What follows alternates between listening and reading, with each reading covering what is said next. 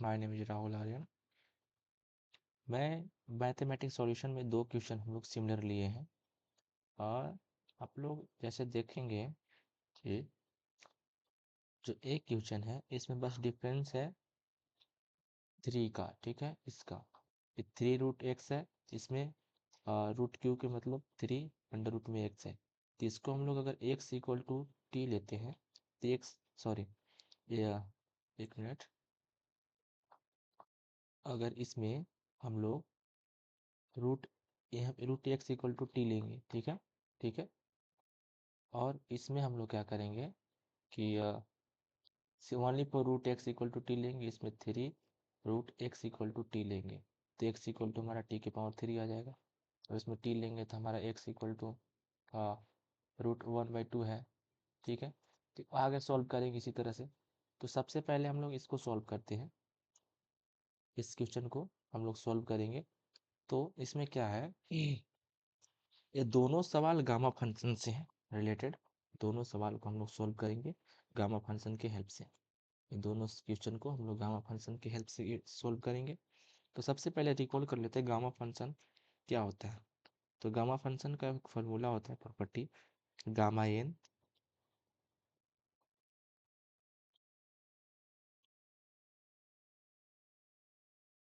Gamma N right 0 to integration of 0 to infinity e के power x minus X and x के power n-1 right dx। ये हमारा gamma function होता है। इसको मैं क्या करूँगा कि इसको लेट 3 रूट एक्स को टी ले लेता हूँ। तो टी लूँगा तो जो इधर 3 है इस पर क्यूब जग जाएगा प्रॉपर्टी की हेल्प से, तो टी के पावर 3 हो जाएगा राइट। अब इसको डिफ्रेंशिएट करूँगा D X equal to 3 T square D T right. Let that जैसे हम लोग इस चीज़ को डिफ्रेंशिएट कर देंगे कि आफ्टर डैट उसके बाद इस इक्वेशन को जहाँ रूट एक्स है वहाँ पे हम लोग रूट एक्स की जगह पे, जैसे कि यहाँ पे मैं आपको दिखा रहा हूँ कि रूट एक्स है इक्वल टू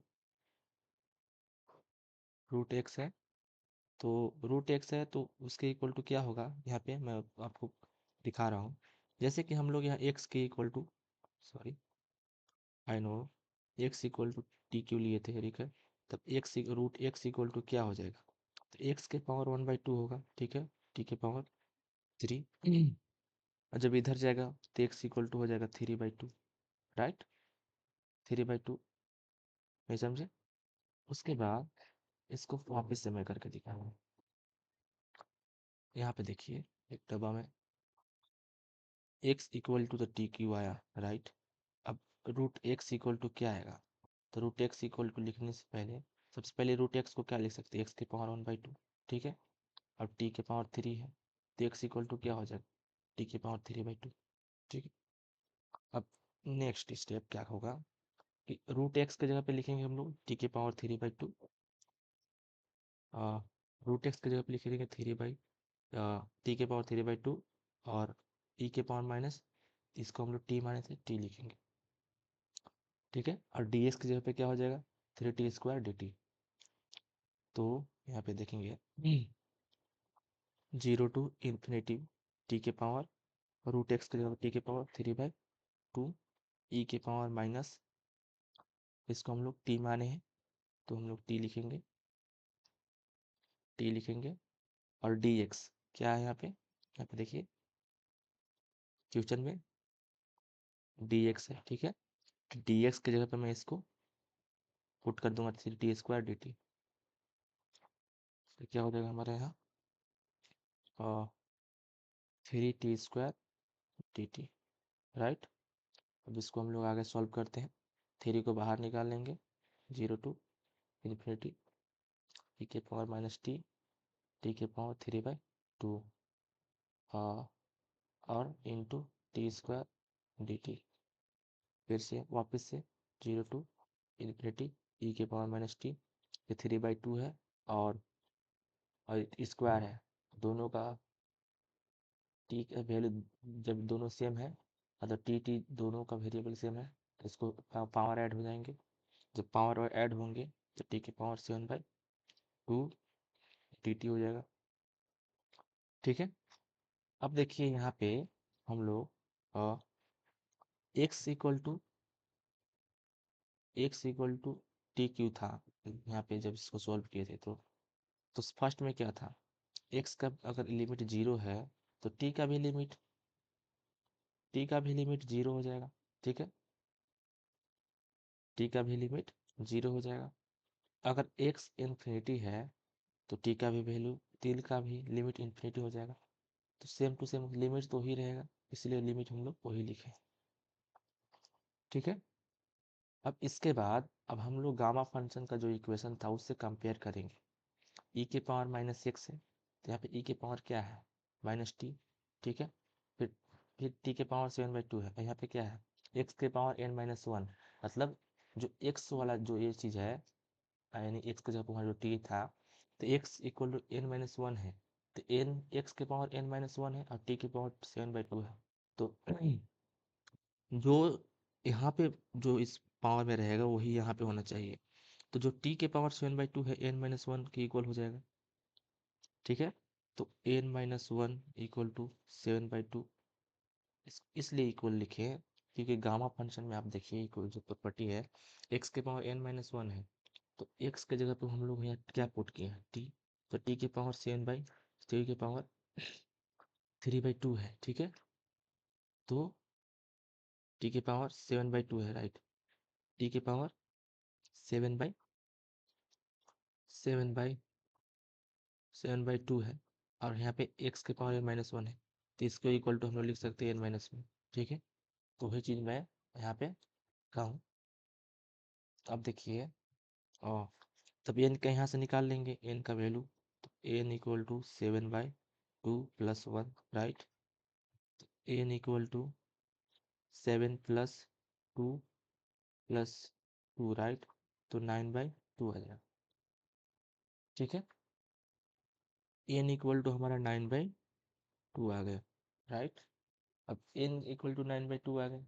अब गामा जो फंक्शन है, गामा फंक्शन में प्रॉपर्टी क्या था कि जो भी ये चीज़ थी, यहाँ पे देखिए 0 टू इन्फिनिटी तक ई के पावर -x। अब यही जो पावर में होगा यही यहाँ पे वेरिएबल होना चाहिए, इस जो ये चीज़ होगा यही होना चाहिए। फिर इसका वैल्यू भी निकल गया। तो ऐसे कह सकते हैं कि जितना इसका इक्वल टू है गामा एन के इक्वल है, गामा एन का इक्वल है। तो ये भी जो आया है जो इतना चीज़ है, ये चीज़ ये हमारा गामा एन का इक्वल होगा। ठीक है, गामा एन का इक्वल होगा। तो उसी प्रकार से हम लोग आगे लिखेंगे। ठीक है, आगे हम लोग सोल्व करते हैं। तो गामा एक प्रॉपर्टी होती है गामा में, जैसे गामा n+1 को हम लोग लिख सकते हैं n gamma n, right. Gamma 1/√1/2 को लिख सकते हैं √π। ठीक है, इसको याद रखिएगा। अब इसके बाद मैं आप लोग सोल्व करूँगा। जैसे कि हाँ, क्या था इक्वेशन में ऊपर, 3 0 टू इन्फिनिटी, राइट। t के पावर 7/2 e के पावर -t dt।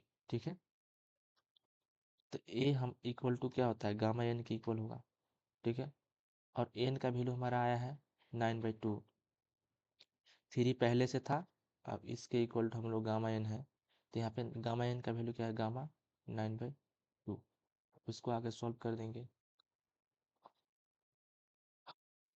3 इसको हम लोग लिख सकते हैं 7/2 + 1, राइट।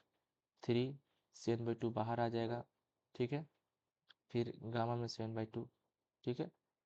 अब इसको हम लोग लिख सकते हैं 3 × 7/2 गामा 5/2 + 1, राइट। 3 × 7/2 × 5/2 बाहर आएगा, बचेगा 5 गामा 5/2। इसको 3 × 7/2 × 5/2 इंटू गामा में लिखे लिखे बचेगा हमारा। इसको 5/2 को लिख सकते हैं 3/2 + 1, राइट। और इसको 3 × 7/2 × 5/2, 3/2 बाहर आ जाएगा, 3/2 बचेगा 3/2, ठीक है। 3 × 7/2 × 5/2 × 3/2, इसको लिख सकते हैं 1/2 + 1, राइट। 3 × 7/2 × 5/2 × 3/2, 1/2 बाहर आएगा तो गामा में बचेगा 1/2।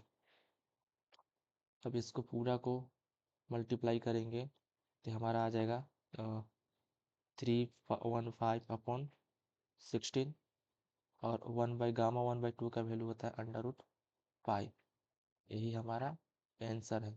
Thank you.